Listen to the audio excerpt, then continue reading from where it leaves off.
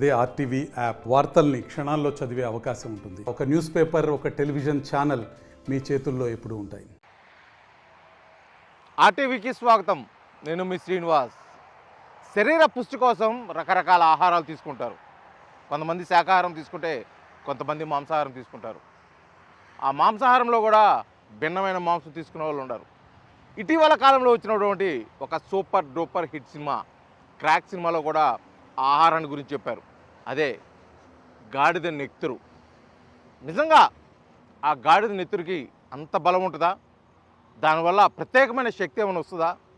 అసలు ఎందుకు ఆ గాడిద నెత్తురు తాగుతారు అనే విషయాలు తెలుసుకోవాలంటే దానికి సంబంధించిన అనుభవం ఉన్న వ్యక్తి అయితే కావాలి. అప్పట్లో నిత్యం ఆ గాడిద నెత్తురు సేవిస్తూ మంచి అనుభవం ఉన్న వ్యక్తి అయితే ఒకరున్నారు. ఆ సినిమాలో కూడా ఆ సినిమా క్యారెక్టరైజేషన్ కూడా గొప్పగా చూపించిన వ్యక్తి అతనే కటారి కృష్ణ. పరిచయం అక్కర్లేదు, కానీ ఇతను ఇప్పుడు కూడా ఒక సామాజిక వర్గంలో పెద్ద ఆయన అని పిలుచుకుంటారు. నేరుగా ఆయన అనుభవాలే తెలుసుకునే ప్రయత్నం అయితే ఇప్పుడు ఆర్టీవీ చేస్తుంది. మనతో పాటు ఉన్నారు కటారి కృష్ణ. అసలు ఆ గాడిద మాంసం, ఆ నెత్తురు అట్లా తీసుకోవడం వల్ల వచ్చే శక్తి ఏంటి, ప్రత్యేకతలు ఏంటి, వారు మాట్లాడి తెలుసుకునే ప్రయత్నం అయితే ఇప్పుడు చేద్దాం. నమస్తే కృష్ణ గారు. నమస్తే. నమస్తే. చాలా రోజులు అవుతుంది కలిసి. చాలా ఏంటి క్రాక్ సినిమాలో ఒక సీన్ అయితే పెట్టడం జరిగింది.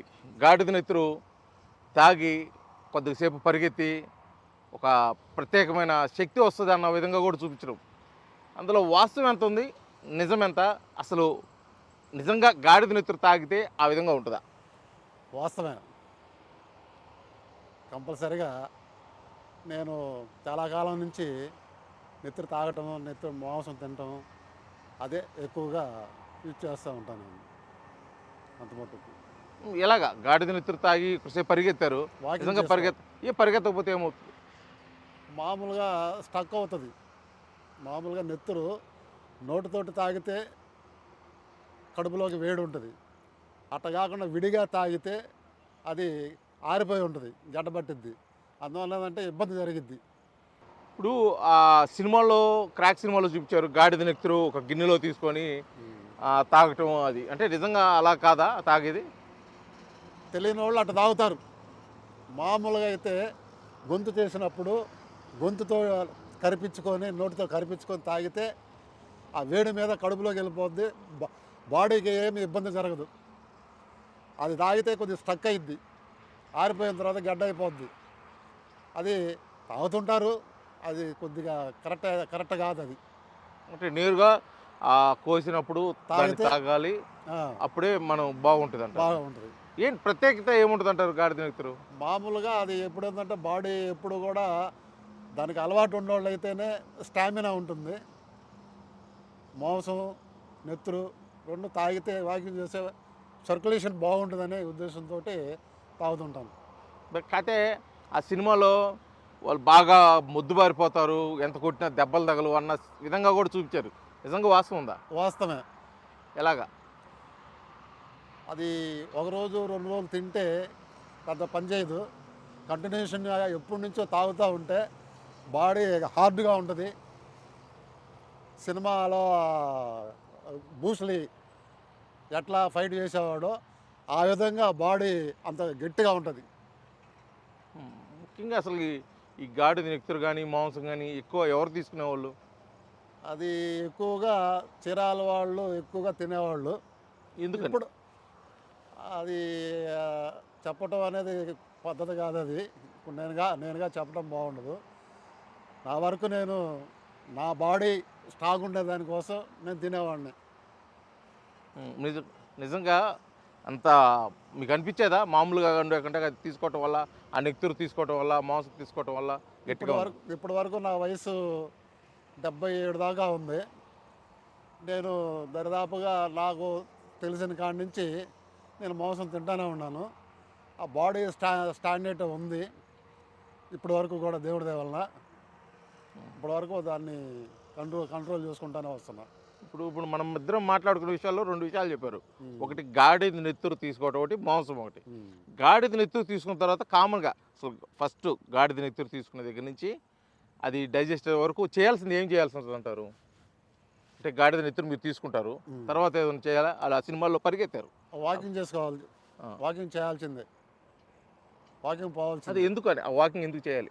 బాడీ తొందరగా కరిగిపోవటానికి, హీట్ అయితే కరిగిపోవడానికి, తొందరగా కరిగిపోవడానికి. వాకింగ్ ఏనా లేకపోతే ఇంకేదైనా చేయొచ్చు అది? వాకింగ్ చేసుకోవచ్చు, ఇక మామూలుగా కుస్తీలు పట్టవచ్చు, ఏదైనా చేయొచ్చు. బాడీలో హీట్ రావాలా, హీట్ వచ్చి కట్ బాడీలోకి తయారైపోవాలి, అంతా సెట్ అయిపోవాలి. ఎంతసేపు చేయాల్సి ఉంటుంది సుమారు? మనం చేసేదాన్ని బట్టి ఉంటుంది, ఎంతసేపు అయినా చేయొచ్చు. ఫర్ ఎగ్జాంపుల్ ఒక పావు లీటరు తీసుకున్నారనుకోండి, ఒక లీటర్ తాగొచ్చు. ఎంతసేపు చేయాలి లీటర్కి? 1 అవర్ వాకింగ్ చేసుకోవచ్చు. 1 అవర్ వాకింగ్ చేసి బాడీని హీట్ చేసి, ఇంకా అంతేనా? ఇంక దేనికైనా ఉపయోగపడుతుంది అది? బాడీ ఇంటి బండికి కరిగిపోద్ది కదా, అంతా స్ప్రెడ్ అయిపోద్ది. ఇప్పుడు మాంసం తీసుకుంటే మాంసాన్ని ఏ విధంగా ఉపయోగపడుతుంది? మాంసం ఉండబెట్టుకొని మామూలుగా కన్నం అనేది పెద్దగా ఇది కాదు, పక్కన సెరుగులు ఇవి ఉంటాయి, సిగురు నేర్పు వెనుక, అది మోకాళ్ళకి బాగా పనిచేస్తుంది సిగురు. మాంసం అంటారు అందరూ ఎక్కువగా, మాంసం కాదు సిగురు. పక్క ఎనికలు ఉంటాయి, ఆ పక్క ఎనికలు తీసుకొని ఆ ఎనికల్ని మింగకుండా మొత్తం నవిలు మింగేసేయాల. మోకాళ్ళు, బాడీ స్టామినా అన్నీ ఒక రకంగా బాగుంటుంది. అంటే పాత రోజుల్లో వినేవాళ్ళం ఆ గాడిద నెత్తురు మాంసం తీసుకోవటం వల్ల ఏదైనా నెమ్ము అలాంటి సమస్యలు కూడా. నిమ్మకు కూడా పనిచేస్తుంది. నిజమేనది? వాస్తవమే.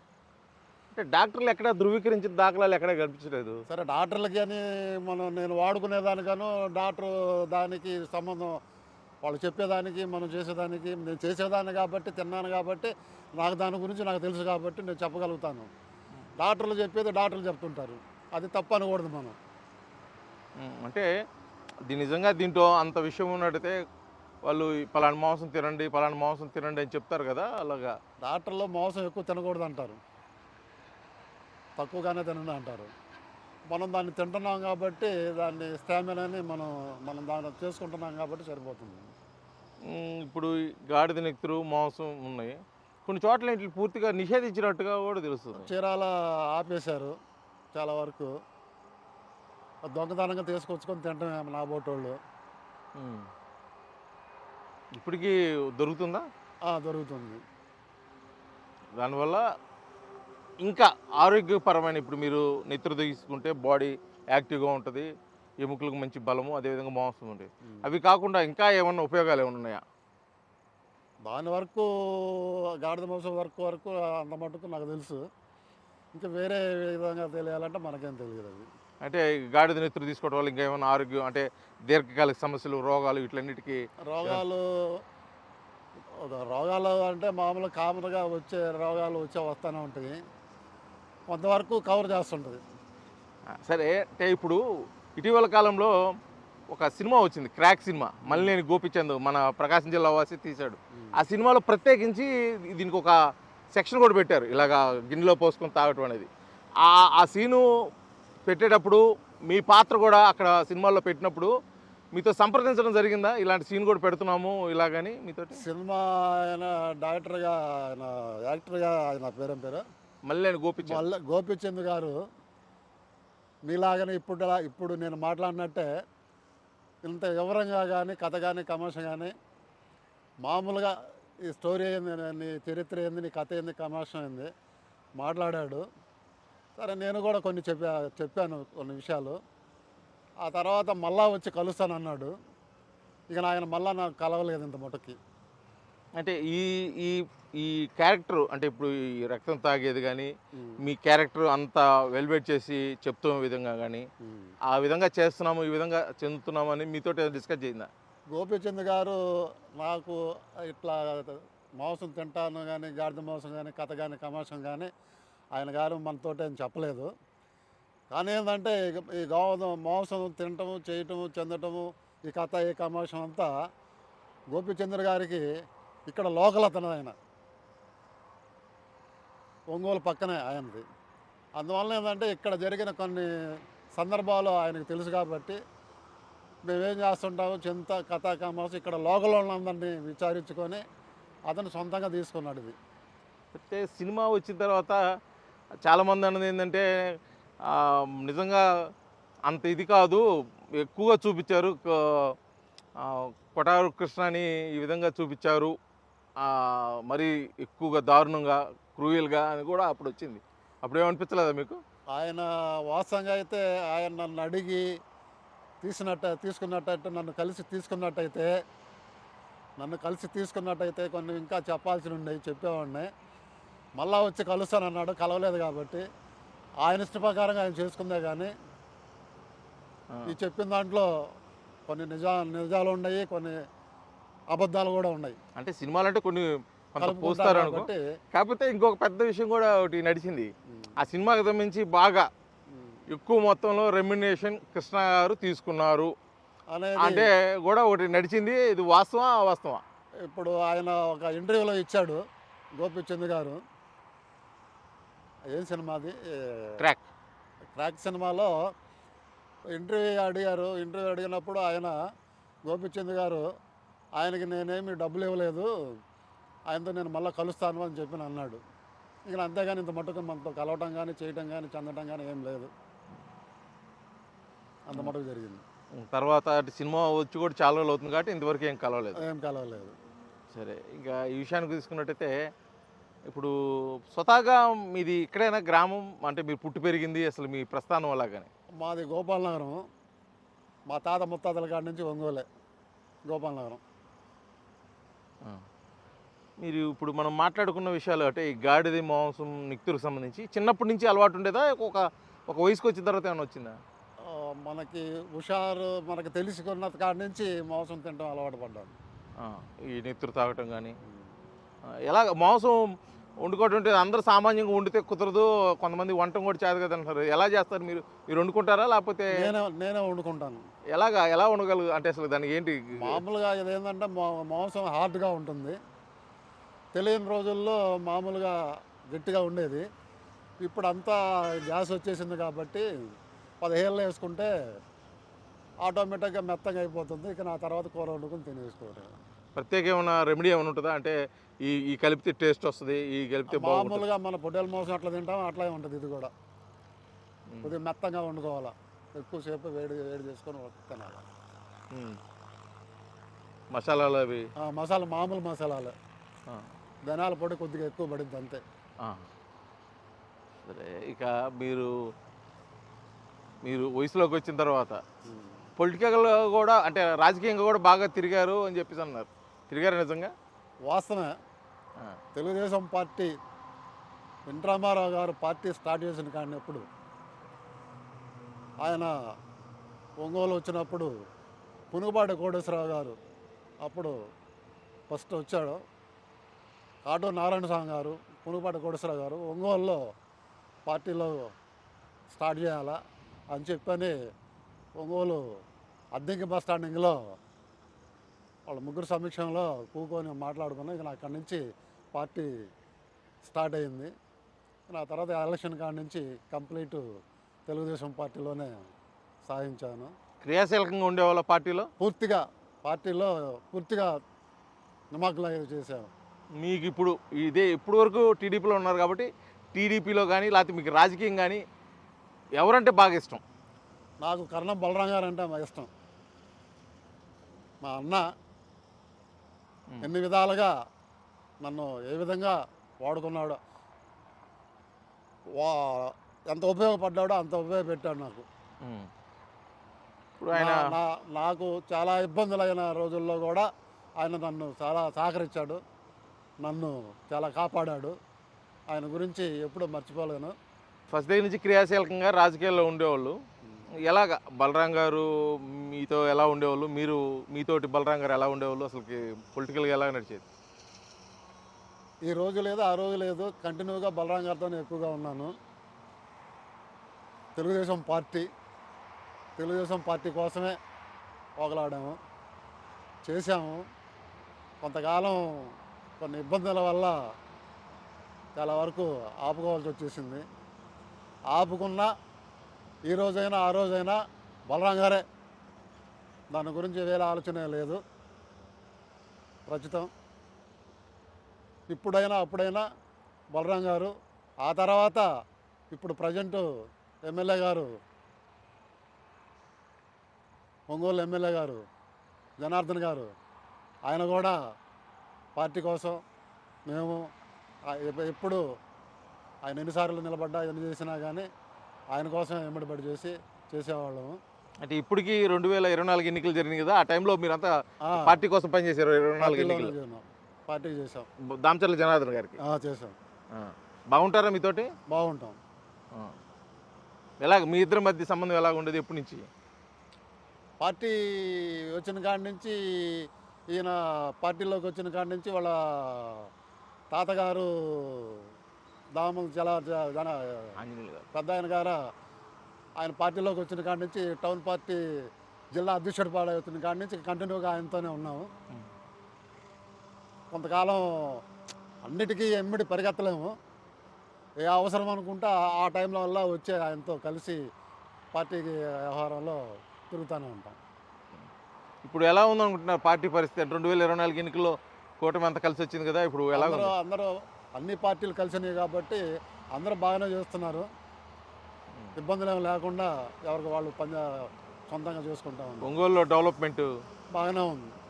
ఎప్పుడు కూడా బాగానే ఉంటుంది. మీకు ఇప్పుడన్నా కలుస్తుంటారా వెళ్ళి ఎమ్మెల్యే గారిని? అప్పుడప్పుడు పోయి కలిసి మడుతూ ఉంటాం. ఇది పోయి కలుస్తూ ఉంటాం. ఏ పని మీద కలుస్తుంటారు? ఏదో సమస్యల మీద, లేకపోతే ఏదన్నా ఉంటే ఎవరికన్నా పార్టీకి సంబంధించి ఎవరన్నా అడిగితే పోయి ఏదన్నా చేయాలా చెందాలనుకుంటే పోయి కలిసి మాట్లాడి విషయాలు ఏదన్నా ఉంటే చెప్పి ఆయన చేత చెప్పించి పంపించుకుంటూ ఉంటాం. ఇప్పటికీ మీరు జెండా పట్టుకొని ప్రచారానికి వెళ్ళటం కానీ ఇలా చేస్తుంటారా, లేకపోతే సైలెంట్గా తెర వెనుక చక్రం తిప్పుతుంటారా? ప్రస్తుతానికి ఇప్పుడు పార్టీలో ఏదన్నా ముఖ్యమైన విషయం ఏదన్నా ఉంటే బలరాం దగ్గరికి జనార్దన్ దగ్గరికి పోతూ ఉంటాము. అంతేగాని ఇప్పుడు జెండా పట్టుకొని తిరగటం చేయటం వయసు వచ్చేసింది. కొంతకాలం ఆపాను. ప్రస్తుతానికి ఏదన్నా పార్టీకి అవసరం అనుకుంటే ఆ రోజు ఉపయోగపడటానికి చేయడానికి సిద్ధంగానే ఉన్నాం. 2024 ఎన్నికల్లోనూ లేకపోతే 19 ఎన్నికల్లోనూ అంటే పార్టీ క్యాన్వాస్ జరుగుతుంది, అంటే ప్రచారం జరుగుతున్న భాగంలో కూడా బాగా కృష్ణ డ్యాన్స్ వేసాడు ఆ ప్రచారంలో అని చెప్పేసాను. నిజమేనా? డ్యాన్స్ వేసారా?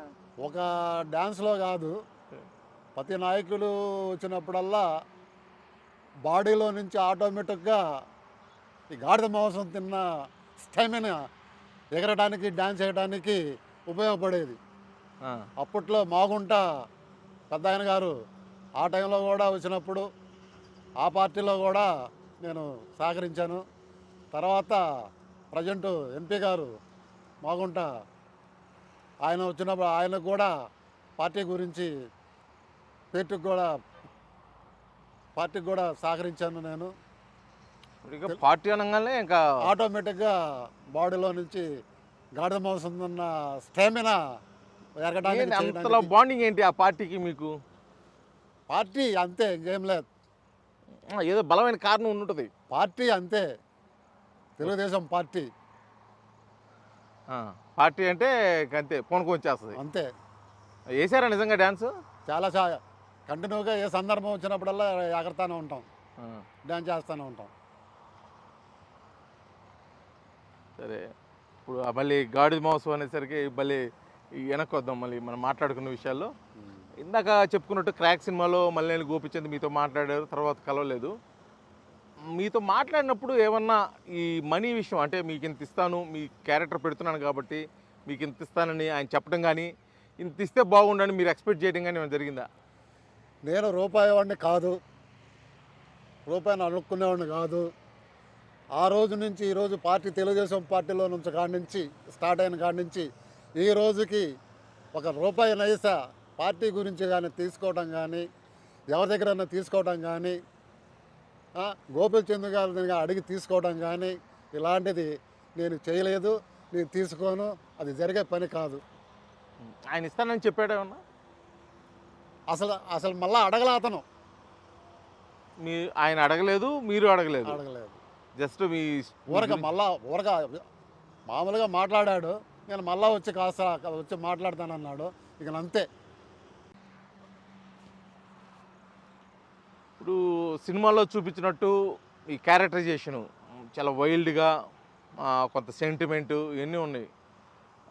నిజంగా అంటే అప్పుడు కొన్ని కారణాల వల్ల రావడం కూడా జరిగిందని చెప్పారు.